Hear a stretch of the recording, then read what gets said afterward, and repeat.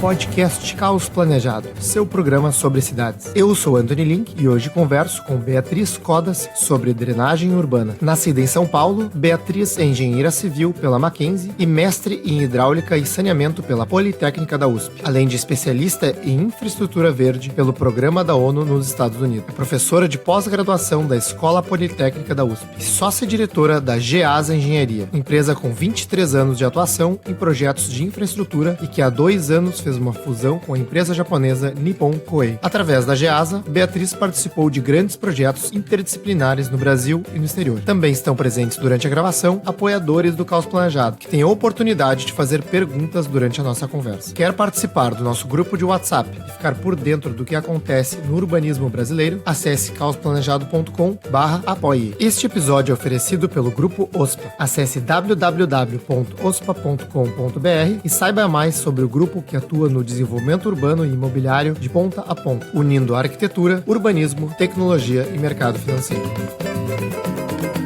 Obrigado, Beatriz, por participar do programa, né? É um prazer te receber aqui para os nossos ouvintes para falar de um assunto tão importante e eu diria tão urgente, né, para as cidades brasileiras, visto que acho que o sentimento de todo mundo é que cada vez mais a drenagem urbana é uma pauta assim super atual, super urgente, né? A gente tem visto enchentes, deslizamentos, né? E sempre quando acontece uma tragédia como essa, a pauta urbanística parece que volta, né, à tona, e o que eu vejo, assim, pela cobertura da mídia, pelos comentários, é que não tem, assim, ainda uma predominância de técnicos na área de drenagem, né, comentando a respeito desses acontecimentos, né.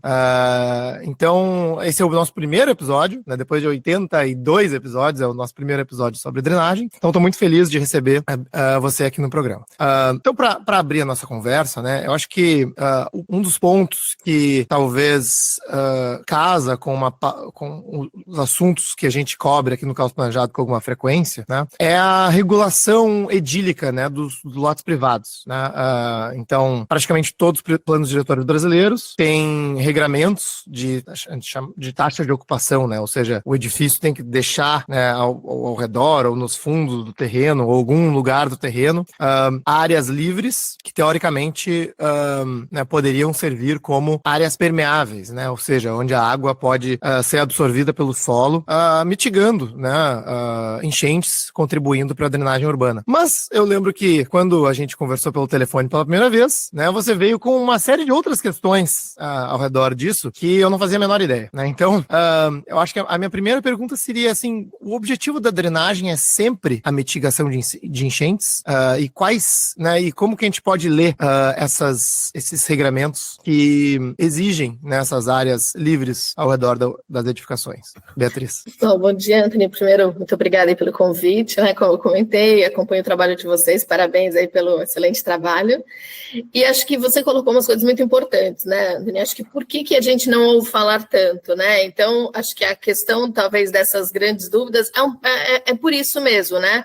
Porque se negligenciou muito essa questão da drenagem, e a drenagem não é só enchente, né? A drenagem é manejo, hoje a gente até usa o termo, né? Manejo de água de chuva, né? Porque, então, aí vem aí de uma história, né? Que a gente vem de uma cultura higienista, porque no começo, né, do século passado e tal, a água da drenagem estava muito associada ao esgoto, né? Então, a gente tem um certo preconceito com a água da drenagem que vem daí, né?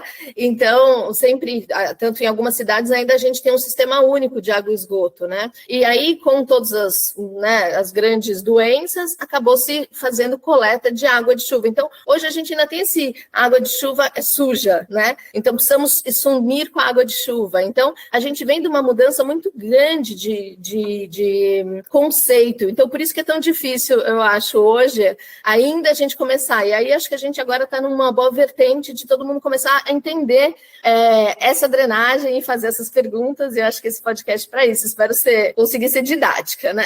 Assim, para contar um pouco. Mas o que acontece é isso, né? A gente hoje também trabalha dentro de um conceito que eu gosto bastante, chama a infraestrutura verde, né? Porque, de novo, como a gente gente vem de um histórico de higienistas com engenheiros, né, e a gente brinca de uma linha de engenheiros cinzas, né, onde o objetivo da drenagem era captar essa água que caiu e levar embora rapidamente, né? Então a gente fala que é essa grande mudança de paradigma, porque hoje a gente ainda pensa assim, vou pegar a água, vou captar ela, pôr em tubo e levar embora, né? E vou levar mais rápido possível embora para um lugar bem longe. Só que assim, quando você faz isso há um século atrás, onde você tem poucas cidades, é uma coisa. Quando você faz isso hoje, onde lá na frente já tem outra pessoa morando, né? A gente começa a falar, opa, acho que a gente pensou alguma coisa errada. Então, a primeira coisa que eu sempre brinco assim, nas minhas apresentações é que o jeito que a gente projeta a drenagem hoje, a gente garante todos esses impactos e essa enchente, né? Então, você falar isso para uma escola de engenharia, né, que tem um manual lá e todo mundo segue, é muito desafiador, porque você tem que mudar a maneira que as pessoas pensam, né? Então, a gente tem, existe, lógico, não somos nós os pioneiros nisso, é uma mudança mundial nesse conceito. Estados Unidos e Europa estão muito adiantados nessa linha. Eu tive a oportunidade, há 6 anos atrás, de fazer um treinamento com a ONU e conhecer essa nova maneira de entender a água, né? Então, entender a chuva como uma fonte de água, né? E não um problema, né? Porque eu acho que isso muda muito a maneira como a gente enxerga, né? Por isso que a gente fala manejo de água de chuva, né? O manejo da água. Então, quando você colocou também, a gente se lembra sempre desse problema quando tem enchentes, mas o fenômeno o mesmo problema que gera enchente vai gerar escassez de água. Então, isso que é muito interessante, né? Porque a gente não associa, a gente acha que são fenômenos diferentes, o excesso de água, a falta de água. Mas, no fim do dia, quem que é o grande protagonista também disso? É a maneira que a gente ocupou as cidades, né? Então, o grande problema foi a maneira da urbanização, e aí eu brinco, mas a gente pode dizer, não tem uma cidade que não sofra por enchente, por drenagem, mesmo as cidades médias e pequenas, né? Ou seja, então a gente começa a falar, acende uma luz, né? O problema é mais embaixo. Não é só uma questão de mudanças climáticas, também né? Uma questão de mudança climática, mas é uma questão de como a gente ocupa essas cidades, né? Como a gente ocupa as cidades tirando toda a natureza, né? E aí, dentro desse conceito de infraestrutura verde, tem um conceito que eu gosto muito, que está muito hoje em voga, e é a grande queridinha aí do financiamento internacional, chama Soluções Baseadas na Natureza. Soluções baseadas na natureza é uma volta a gente entender como que a natureza trata, né? Como que ela funciona no ciclo hidrológico e como que a gente poderia aproveitar isso, né, para entender a natureza e trazer de volta. E aí teve um evento muito importante no Brasil, né, que foi o Fórum Mundial da Água, em 2018, onde pela primeira vez se oficializou que a única solução para a questão das enchentes e falta d'água são as soluções baseadas na natureza. Então, com isso, a gente ganhou força e aí a gente começa a mudar essa maneira da gente pensar. Então, aí só para já também focar na sua pergunta e não me estender tanto assim, quando a gente fala, a gente tinha um terreno natural, né? Isso para novos empreendimentos, a gente faz esse estudo, né? Eu tenho um terreno natural onde a natureza atua. Então, a chuva cai, né? Ela escoa com uma certa velocidade mais lenta, porque ela encontra um monte de barreiras e ela chega nesse rio. Nesse caminho, a gente fala de 5 questões, né? Primeiro, ela infiltra no solo, ela é amortecida, porque ela perde essa velocidade, ela é limpa, a água que cai do céu, ela está em um pouco de sujeira, mas ao passar pelas essas plantas, ela melhora a sua qualidade. A gente tem uma questão de evapotranspiração, né? Que a água, ela irriga essas plantas que depois jogam para o ar. E é uma questão de biodiversidade, a gente tem uma certa biodiversidade. Imagina que a gente tirou essa natureza e pôs um monte de asfalto, né, e concreto. A água que cai, ela não consegue infiltrar, ela vai rapidamente, porque ela encontra um caminho liso, né? Então, na hora que ela cai, ela rapidamente chega no rio, gerando essas enchentes. Ela leva toda a sujeira que ela encontra, porque ela funciona como um limpador, né, para essa cidade, e a gente não tem nenhuma barreira, então ela vai varrendo, vai limpando, leva toda essa sujeira, ela não evapotranspira mais, porque ela não consegue nem chegar nos jardins, e aí já uma provocação, né, de um tema que a gente trabalha. Hoje a gente garante que a água não entre em nenhum jardim, porque os jardins são elevados e eles não têm nenhum acesso à água que escoa, né? E a gente tirou toda a biodiversidade que regula o clima, né, dessa cidade. Ou seja, é a receita da garantia da enchente a gente já tem, né? É o que a gente está fazendo. E aí a gente começa, então, essa discussão, que eu acho super válida, como, então, a gente repensar essa cidade. E aí eu sei que vocês trabalham muito nesse sentido, né? Então, também tem uma imagem que eu gosto muito de uma apresentação que a gente faz, que, assim, a gente projetava a rua para carros, né? Acho que esse era o problema. Aí eu entendo que hoje a gente está numa linha muito interessante de rua para pessoas, né? E a gente tem visto aí também o mundo abrindo rua para pessoas. Mas a gente provoca aí mais um item, que é o que a gente está provocando. A gente não quer rua só para pessoas com vasos, né? Que é um pouco o desenho típico do Anhangabaú em São Paulo. Ah, vamos fazer um super área legal, mas planta não tem nenhuma. Você não pensou no microclima. E pessoas precisam de clima agradável, pessoas precisam de natureza, né? Então, o que a gente provoca é isso. A gente precisa criar uma cidade para a natureza. E é possível, né? Isso que eu acho que é interessante. E a gente tem 1000 já cases implantados, a gente já visitou vários. A gente já tem um movimento no Brasil onde a gente consegue fazer esse retrofit das cidades trazendo essa natureza, né? Desculpa se eu me estendi aí, Anthony. Não sei se deu para entender. Deu sim. E eu achei muito legal esse teu comentário de que antigamente se pensava em, digamos assim, jogar água para longe, né? Então, eu comecei a pensar aqui em várias referências, né? Primeiro, nessa questão de canalização de rios, né? Que muitas cidades brasileiras passaram, e eu vejo, assim, que muitas enchentes são justamente em avenidas que foram construídas, né? Em cima de rios, e aí quando chove, né, a água vai pro rio, o rio transborda e sai por baixo da via, né? E também, assim, a própria nomenclatura, né? Então, aqui a gente chama de esgoto pluvial, né? Então, a gente tem o esgoto cloacal e é como se é um esgoto, né? Então, a gente tem que pegar essa água e realmente jogar para longe. E, inclusive, aqui em Porto Alegre, os últimos dados, assim, que foram publicados na mídia, é que cerca de 100 mil domicílios ainda tem o esgoto cloacal conectado no pluvial, né? Ou seja, tudo se mistura e vai para algum lugar. Enfim, infelizmente, né? Mas então, eu adorei esse conceito que você trouxe, né, de soluções baseadas na natureza, e pensar assim, bom, como que a água se comportaria, né, pelo que eu entendi, assim, né, se comportaria, sei lá, na ausência dessa cidade, né, numa situação, vamos lá, natural, entre aspas, aqui, do território, né?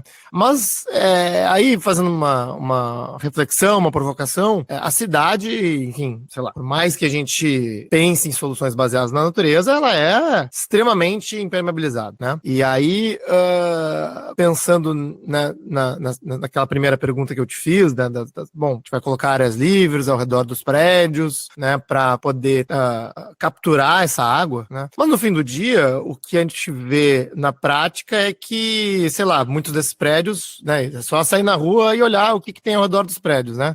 Tem áreas pavimentadas, com estacionamento, muitas vezes, né, ou com, sei lá, quadras esportivas, ou com qualquer outra, né, outra pavimentação que o condomínio ali fez, ou mesmo se tem algum jardim, é um jardim, enfim, muitas vezes em cima de laje, né, ou num solo compactado, porque, puxa, para fazer uma obra de um edifício de 20, 30 andares, né, de tanta movimentação de terra que tem ali, é um solo que eu não sei até que ponto esse solo, de fato, vai capturar a água e reter a água né, enfim, da forma que deveria, né. Então, como que isso como que a gente reconcilia isso, né?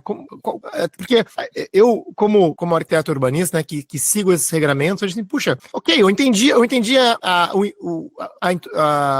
como é que eu entendi o propósito, né? Eu entendi, assim, o intuito da regulação. Mas isso funciona, né? Isso, de fato, né, na prática, tem um efeito mitigador?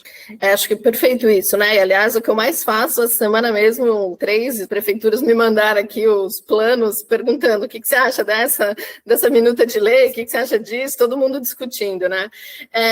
Eu acho super válido o seu questionamento, porque exatamente, não adianta você pedir para deixar uma área permeável que ela não tem infiltração, e eu gosto muito do conceito de soluções baseadas na natureza, porque a natureza funciona de um jeito diferente para cada local, né? Então, se a gente fala de região aí no sul, onde a gente tem um lençol freático muito alto, é muito diferente de Goiânia, onde a gente precisa, né, talvez fazer uma recarga de aquífero, porque o lençol freático é baixo, né? Ou Salvador, que a gente, apesar de ser lençol alto, a gente tem alta infiltração. Então, não dá para a gente ter um conceito único num país como o nosso, né? Tão diferente. Então, isso acho que é uma coisa importante, porque apesar de tudo, a gente replica as mesmas leis, né? E elas têm esse sentido. Eu acho que um exemplo interessante também para abordar isso, em São Paulo, a gente tem uma lei que chama cota ambiental, não sei se acho que a gente comentou, né? Onde foi, exatamente, nessa lei, foi a primeira tentativa, não estou dizendo que é a melhor, né? Mas eu acho que ela está num caminho bom.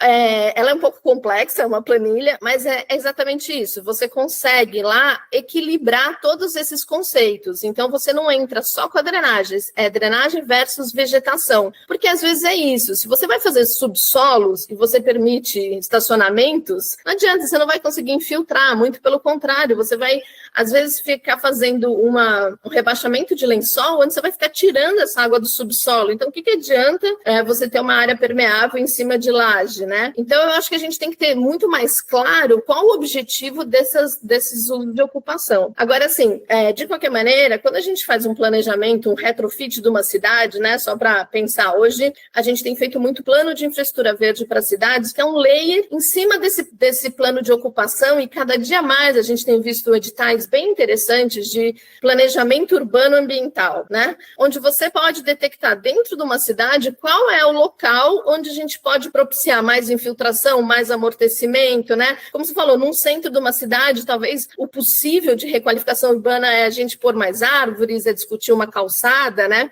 Mas aí dentro desse conceito, uma coisa importante, a gente sempre trabalha com escalas, né? Então, a escala do lote, a escala da rua e a escala das áreas verdes, parques e APPs, né?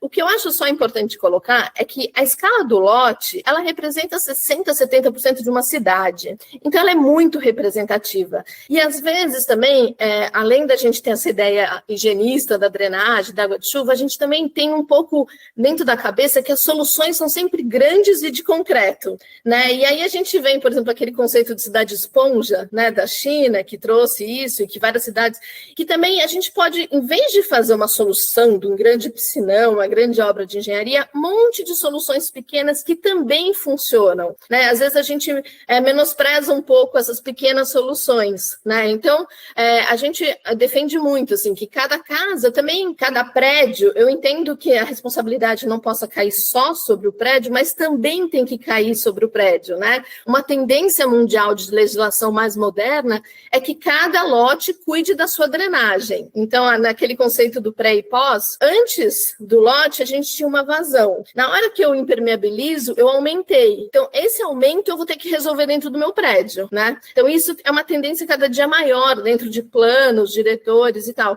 Agora, como fazer esse volume? A ideia é a gente dar um leque de opções para o que o empreendedor, e depende do produto, depende do bairro, depende do local, ele possa fazer. Então, realmente, às vezes, vamos supor, um telhado verde poderia ser mais útil do que uma área permeável num terreno com lençol freático alto ou com uma laje, né? Então, eu acho que está faltando, talvez, esses instrumentos de alternativas, né? E, nesse sentido, também, a gente está trabalhando num projeto de lei da primeira ABNT, né, da Norma Brasileira de Infraestrutura Verde, onde a gente traz essas alternativas como soluções de engenharia, assim, porque às vezes a tendência é o pessoal achar que um jardim de chuva é simplesmente, não é pouco, né? Ser um jardim já é muito, né? Mas ele tem função apenas paisagística, e não, ele tem uma função de engenharia. Então a gente quer trazer essa norma e manuais. A gente tem feito muitos manuais aí em parceria com os governos e prefeituras para que a gente possa disponibilizar para o empreendedor outras alternativas. Então, talvez naquele bairro, naquele local,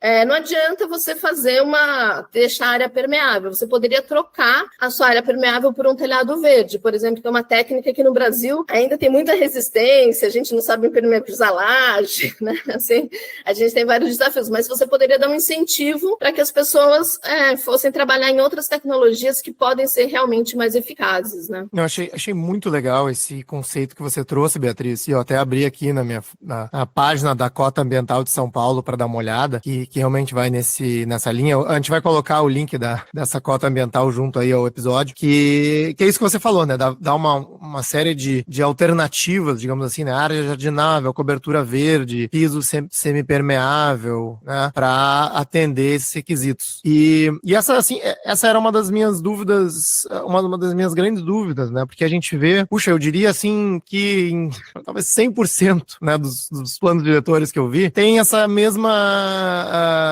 ideia, né? Bom, vamos fazer uma taxa de ocupação, exigir áreas permeáveis e tá tudo resolvido, que na prática não funciona, né? E não só isso, né?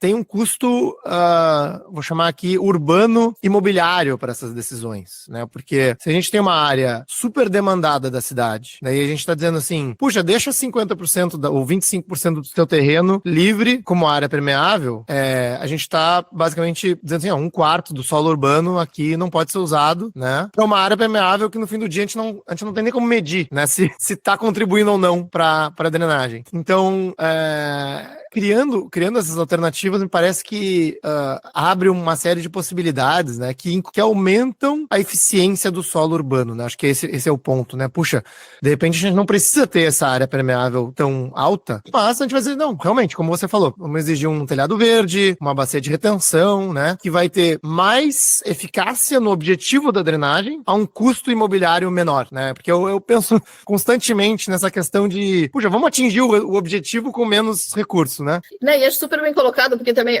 eu acho assim, para mim, um dos desafios do urbanismo é como a gente melhorar as calçadas, né? Porque o calçado é um desastre, né? Assim, né? E se a gente quer pessoas na rua, então, assim, até tem um projeto interessante, até da Idealiza, né, no Fabiano, onde a primeira vez que eu vi esse conceito, mas depois eu vi que tem vários lugares que seriam uma faixa de gentileza, né? Então, é dentro da área privada, mas ele deixa uma faixa de 5 a 10 metros na frente que é incorporada a essa calçada. Então, a gente pode, nessa faixa, fazer mais estratégias de infraestrutura verde, porque muitas vezes a gente usa biovaletas ou grandes jardins interligados que vão ter uma função mais prática, né?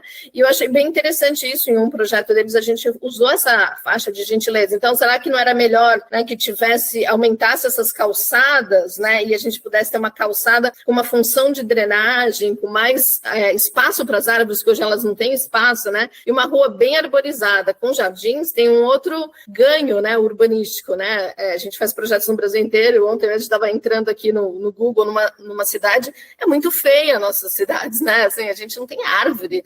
Eu brinco, assim, muitas vezes o empreendedor vende lá, meu projeto é infraestrutura, aquela foto da infraestrutura que ele tem é horrível, né? Mas é isso que você está vendendo, só porque você tem tubo de água, tubo de esgoto, tubo de drenagem, isso é um diferencial? Não é, né? Acho que essa mudança na maneira de pensar. E aí, o que eu acho muito importante, só de colocar, é que é isso.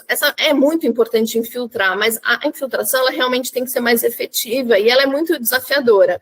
Eu entendo que essa área de ocupação, existem outras, não vou entrar no mérito, porque eu não sou urbanista, para discutir se você não quer, lógico, adensar, ocupar todo o solo em termos de outros microclimas, a gente pode falar de outros fatores, né? Mas, assim, respondendo a sua dúvida, em termos de drenagem, às vezes, realmente, você fazer uma contenção ou de drenagem. Por que acontece também?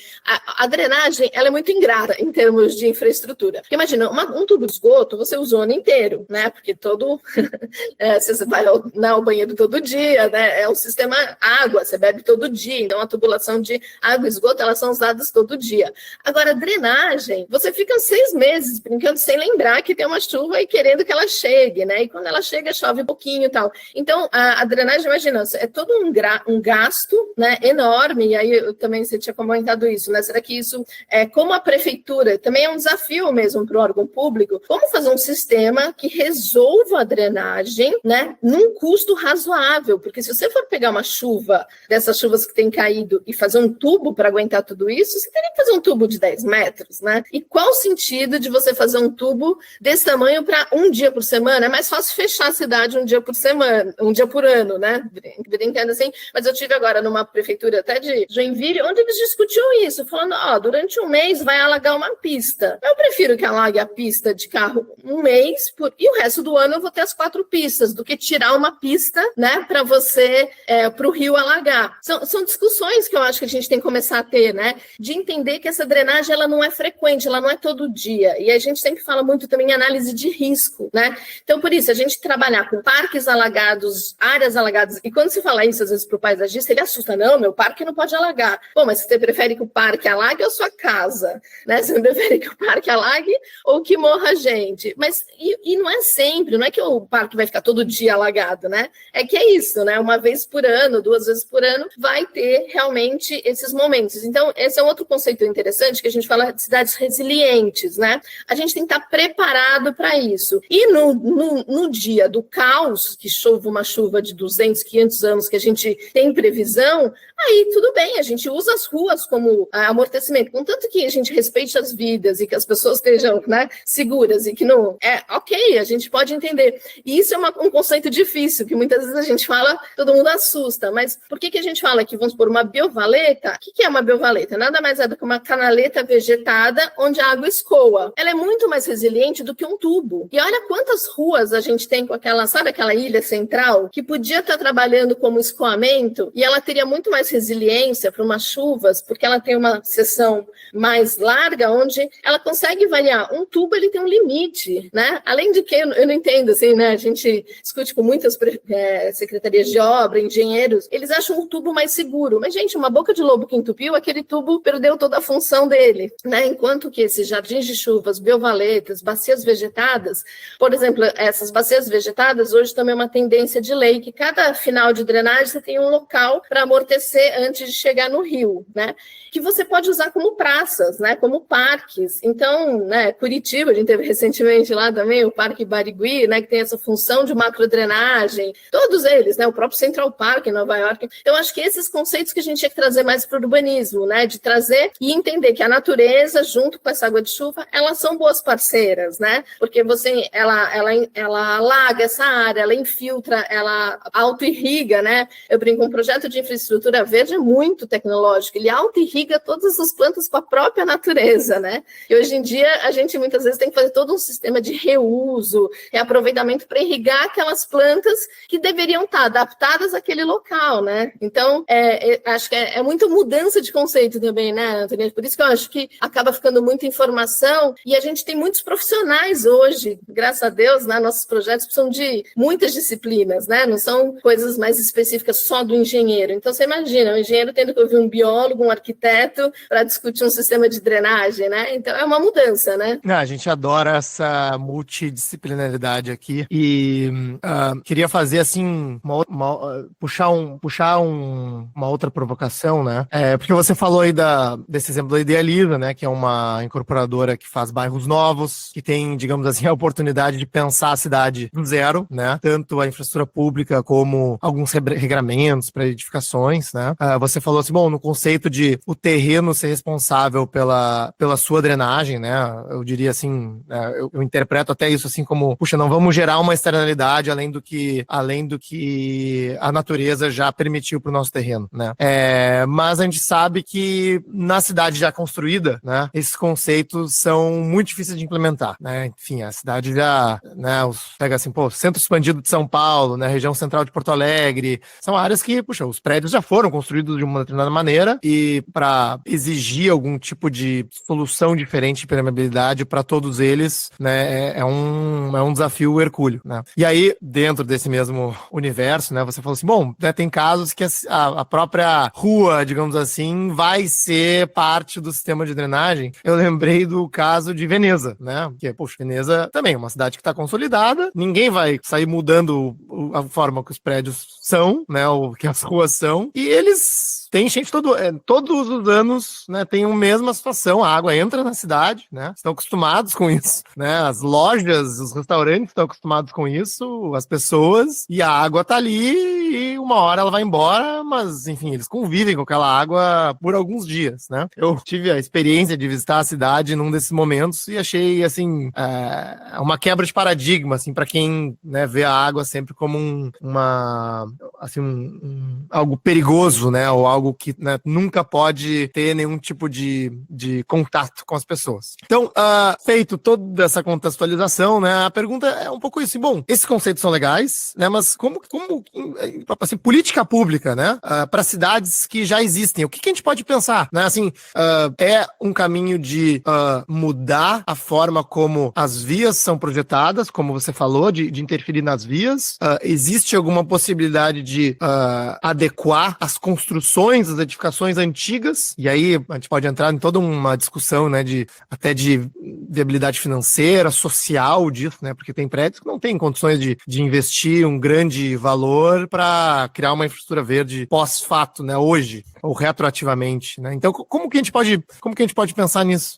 Eu acho bem interessante, mas assim, essa semana eu dei aula, né, num curso do Secov de loteamentos, né? Porque o que eu falo é isso, realmente a gente tem muito problema já existente. Então, os novos, por favor, vamos fazer diferente, né? Assim, né? Parece pouco, mas não é, né? Porque o Brasil tem uma quantidade de empreendimentos imobiliários muito grandes, né? Principalmente a nossa expansão se dá por loteamentos, né? Então, eu acho que também é muito importante isso, que os novos tenham isso claro. Eu falo, vocês têm a chance de fazer algo diferente, né? E aí vem a questão da legislação, que a nossa legislação é rígida para aquele padrão. Então, é uma briga, né? Porque muitas vezes você quer fazer diferente, mas você não consegue. Por isso que a gente está trabalhando muito com essa questão de normas e manuais, porque a prefeitura fala, mas eu só sei fazer isso, você quer fazer um negócio completamente diferente? Eu não sei analisar, eu não sei projetar, eu não entendo, né? A responsabilidade é minha. Então, acho que isso é um item importante, mas eu concordo com você, quer dizer, a gente tem toda uma cidade consolidada com problemas graves. O que eu acho, assim, é que dentro daquela conta, né, a gente falava das escalas, então 60%, 70% são casas, mas é engraçado que você chama uma palestra nos Estados Unidos, onde ele falava 20% a 30% são ruas, e ele falava, ruas são mudáveis, né, eles não entendiam, eu achei bem interessante, falou assim, a gente tem a chance de mudar essas ruas todas numa cidade, né, a gente pode mudar, a rua, engraçado, eu gostei muito desse conceito, onde ele fala, a rua não é fixa, eu posso mudar uma calçada, eu posso mudar o jeito que eu faço esses jardins, eu posso tirar uma pista de carro, né? Então, eu acho que para o Brasil ainda é forte e ninguém acredita, mas a gente tem visto isso lá fora, vários exemplos, né? De ruas fechando, né? De ruas mudando. O que eu acho que é uma boa notícia? É porque, de novo, como eu falei, né? As estratégias pequenas não são poucas e elas podem ajudar. Então, por exemplo, uma linha que a gente trabalha muito, que eu sempre apresento sempre às prefeituras, é que a gente tem, de novo, acha que tudo é muito grande, mas assim, uma proposta, um projeto de lei que a gente está fazendo em São Paulo, assim, se a gente pegasse uma vaga de carro por quarteirão e transformasse num jardim de chuva, né? Se a gente pegasse as esquinas, que as esquinas são locais meio subaproveitados, né? A gente, às vezes, não precisa de todo aquele espaço de uma esquina, então tem muito projeto, né, bem legais, onde eles fazem essa esquina com esses jardins, e até eu vi em BH, eles fizeram naquele bairro, na Savassi, tem uns bairros onde eles usam as esquinas ampliadas, né, para fazer lugares para as pessoas estarem e tal. Então, eu acho que tem muita ideia hoje de retrofit das cidades, e aí até junto com o pessoal de mobilidade, a gente tem trabalhado, o pessoal da WRI, que faz aquelas táticas de arquitetura tática, né, de ir lá e provocar e colocar, e a gente tem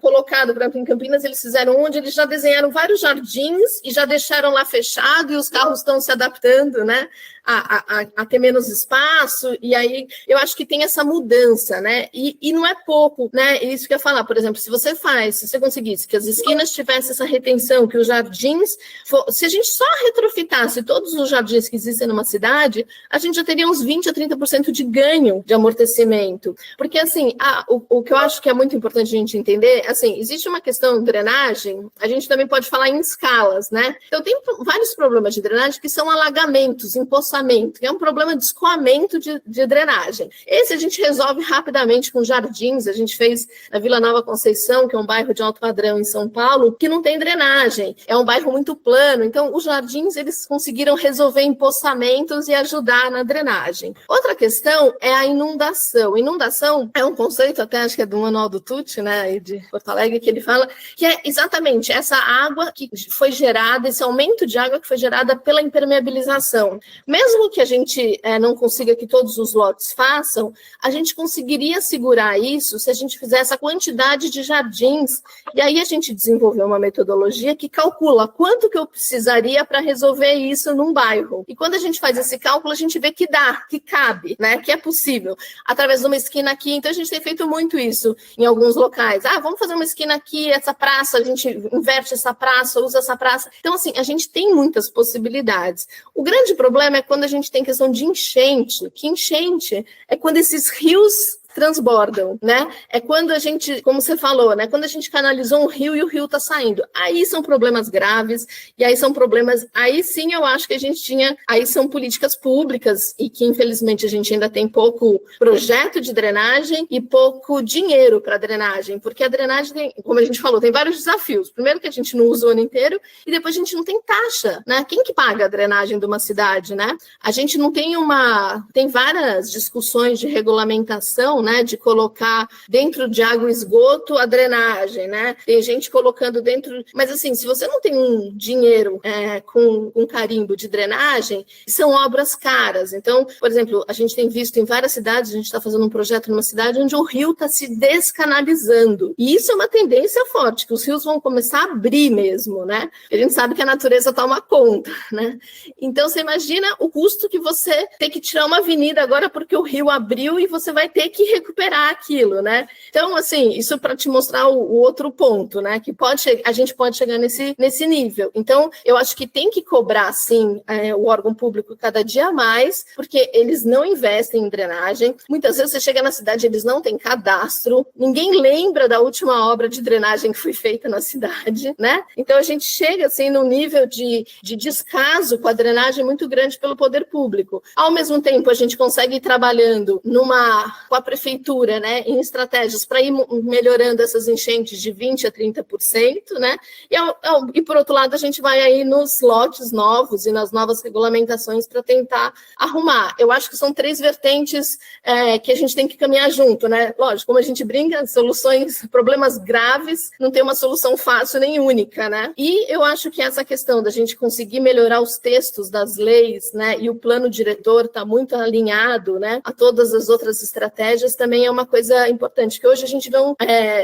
eles não estão ligados, né? Em São Paulo, por exemplo, foi feito um plano de mudanças climáticas que não estava falando com o plano diretor, que não fala com a nossa lei de obras, né? Então, fazer essas regulamentações, eu acho que é uma agenda aí que a gente tem que ter isso muito, muito presente, e daqui cada dia mais vai aumentar, né, essa necessidade. E essa questão do ponto de vista do gestor público é curiosa, porque os incentivos são todos desenhados para que não seja feito, né? Então, é uma infraestrutura que ninguém vê, né? As pessoas gostam de ver obras, né? Por isso que é tão difícil convencer, né? A gente tem um trabalho aqui forte no convencimento de que viadutos e pontes, né, no meio da cidade são muito detrimentais, mas muita gente ainda apoia isso, né? Vê assim, bom, a gente vê uma obra acontecendo, já tá bom, né?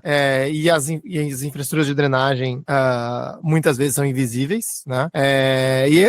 Demoram para ser feitas, então, né, pode passar ali 4 anos, 8 anos, né, e ninguém nem lembrar da necessidade disso. Então é muito, assim, digamos assim, que as regras jogam contra nós, né?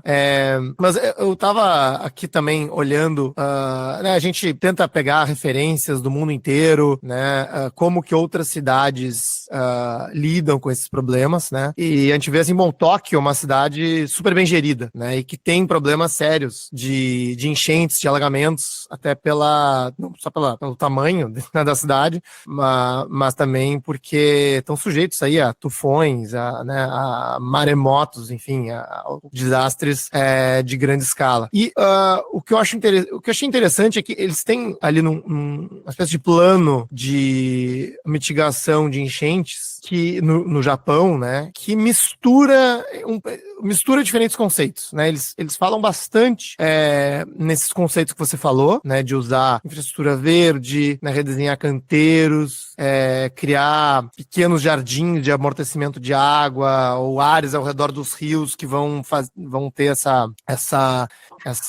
esse papel, mas também eles têm como se fosse uma estratégia assim mista, né? Também tem um investimento gigante no que eles chamam de infraestrutura cinza, né? E aí tem lá aquela ensaio, volta e meia sai na mídia, né? Eles chamam de catedral subterrânea, né?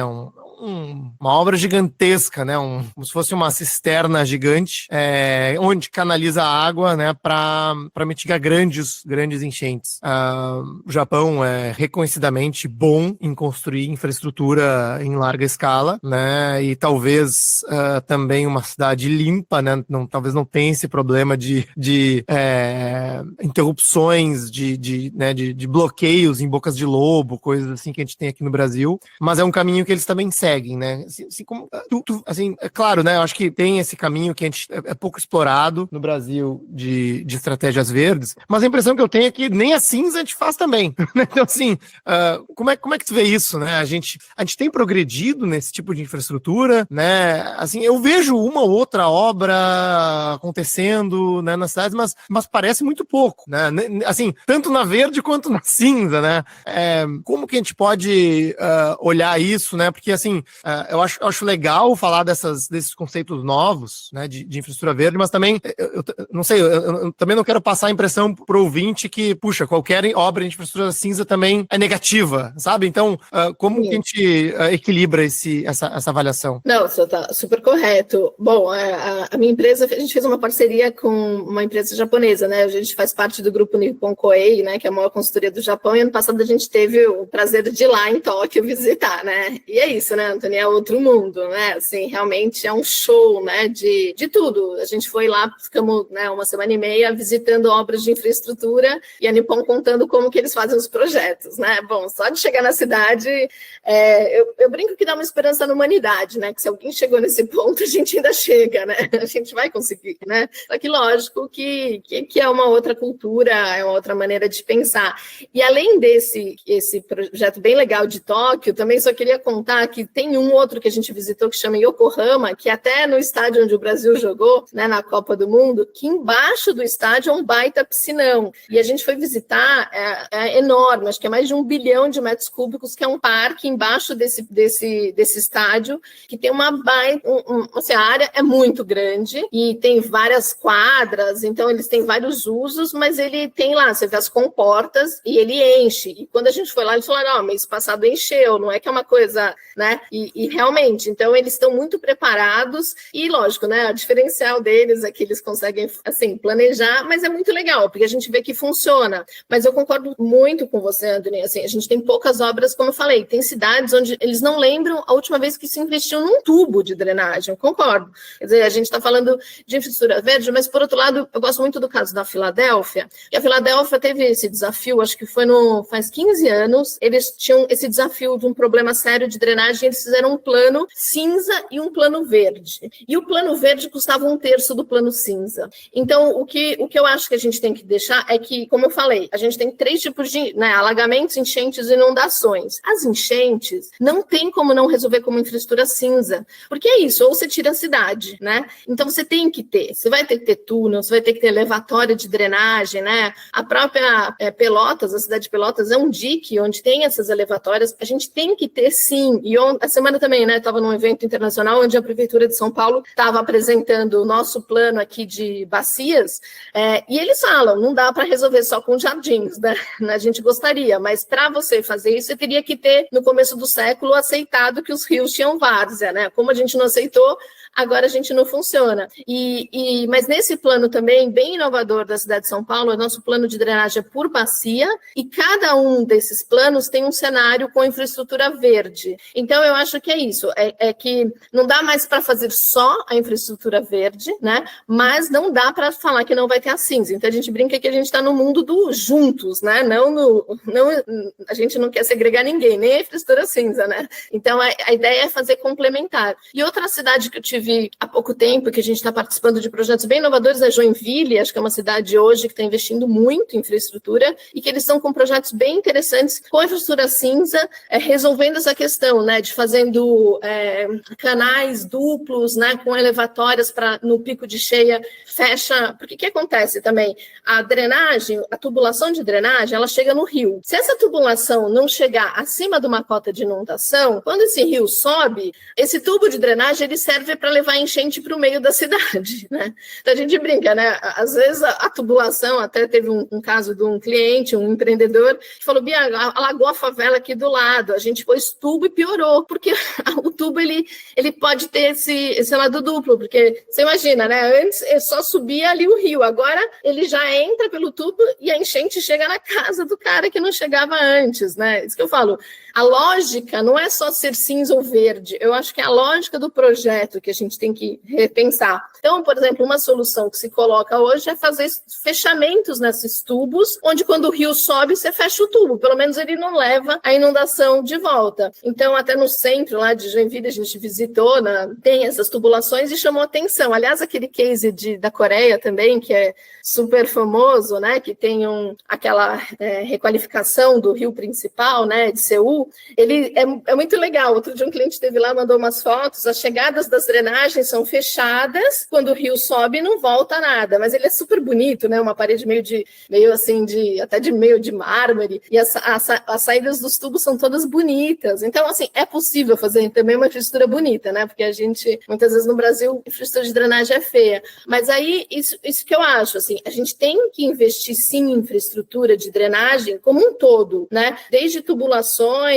até esses grandes, às vezes tem que fazer diques, às vezes tem que fazer elevatória, porque o problema está muito grave. E aí, só colocando a questão da mudança climática, o que a gente mais tem percebido é que as chuvas em si, elas não estão tão maiores, mas elas estão mais frequentes. Então, aquela chuva que acontecia a cada 30 anos e você já esqueceu, né? 30 anos, imagina, você esqueceu, né? Agora ela acontece a cada 2 anos, então você lembra. Que, por um lado, vai fazer com que a gente comece a ter essas conversas e que a gente tenha que cobrar agora uma ação muito maior do poder público nesse tipo de obra de drenagem, que acho que não era nem pauta, né, de discussão. Saneamento, água, esgoto é fundamental, mas a drenagem, tanto que ela não tem muito espaço, né? A gente tem visto agora uma agenda meio entrando, né, em outros assuntos, mas ela ainda não está tão institucionalizada, né? Exatamente. Então, assim, até um meia-culpa aqui de ter levado 83 episódios, né, para trazer esse tema tão relevante para o nosso podcast. Mas, assim, como alguém que, tá quase todo dia lendo sobre urbanismo, acompanhando os debates, né, como que alguém interessado nesse tema se informa, né? Porque, assim, a gente vê, assim, muita coisa que a gente conversou aqui hoje, infelizmente, não aparece na mídia em geral, né, nas discussões que surgem quando acontece algum desastre, né? Eu acho que as opiniões ainda que circulam são muito superficiais a respeito desse tema, né? Então, assim, eu quero me aprofundar nesse assunto, né? Os ouvintes aqui, né? Eu quero saber mais. O que você indica? Algum livro, site, artigo, né? Como que você se informa? Porque eu fico fascinado, assim, com esses temas também, né? Eu acho que ainda temos pouco para ir atrás, pelo menos aqui no Brasil. Uma boa notícia que eu acho que talvez vai impulsionar toda essa mudança é porque, no fim, também no Brasil a gente depende de financiamentos internacionais, né? Então a gente tem visto aí uma agenda federal pedindo dinheiro lá de fora, e esse dinheiro vem carimbado. Então a gente está participando de vários processos de financiamento para prefeituras, onde o dinheiro vem se você fizer, né, um plano de drenagem, se você tiver um plano de resiliência, se você tiver um plano de mudança mudanças climáticas. Então, só para dar uma boa, assim, talvez uma animada, né, que eu sou bem otimista e acredito, né, porque assim, agora só, assim, falando, né, eu conheci esse assunto 5 anos atrás dessa maneira, né, lógico que a gente já sabia dos conceitos de infraestrutura cinza, mas essa mudança do verde há uns 5, 6 anos, né, que se fala desse assunto, de lá para cá eu fico impressionada como a gente já está melhor, como a gente está aqui nesse podcast, entendeu? Como teve agora um financiamento, uma chamada de uma ONG, né, da WRI, que fez uma chamada para ajudar as prefeituras, 70 prefeituras no Brasil se inscreveram, que é uma coisa assim que acho que há 5 anos atrás elas nem sabiam que existiam, e elas já se inscreveram, levando o projeto. Então, assim, eu acho que teve a gente já melhorou, né? Mas infelizmente a gente tem pouca informação, como você falou, eu mesmo tenho ido nas faculdades que eu estudei, que eu tenho acesso à engenharia, ainda não sabia dessa informação, a gente está longe da academia, que é uma pena, né? Porque afinal é onde a gente cria, né, nossos futuros profissionais.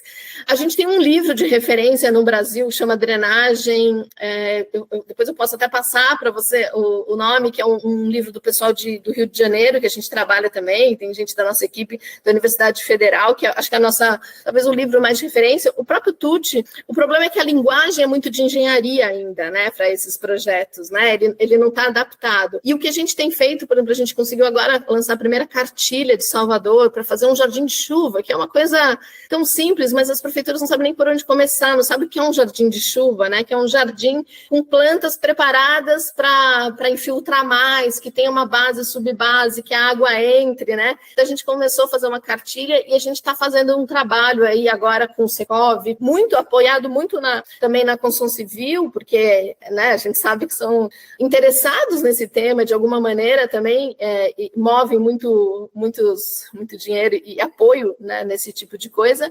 Mas eu acho que talvez também posso passar referência, eu gosto muito de um conceito, a nossa literatura mais internacional mesmo, tem um material que eu gosto muito, que chama Low Impact Development, né, que eles chamam de LEED, L-I-D, que tem manuais muito legais. Nos Estados Unidos, eles têm uma tendência de fazer manuais municipais ou governos, né, ou províncias, né, deles, onde cada província tem um manual deles, mas esse LEED, ele fala sobre como ocupar, como a gente implementar uma cidade com menos impacto. Então, ele discute muito essas estratégias, todas que eu falei, tem muita base, né, no LEED. Eu acho que é uma das referências hoje que a gente mais se apoia. A Inglaterra tem uma referência também, tem um manual de drenagem sustentável, SUDS, que chama, o SUDS, né, que é, assim, sensacional, são 580 páginas de como fazer. Então, eu sempre também brinco nas palestras, hoje em dia não é empírico, né, a gente tem muito material, mas o que a gente está fazendo agora nesse momento é trazendo isso para o Brasil com as nossas realidades, com as nossas chuvas, né,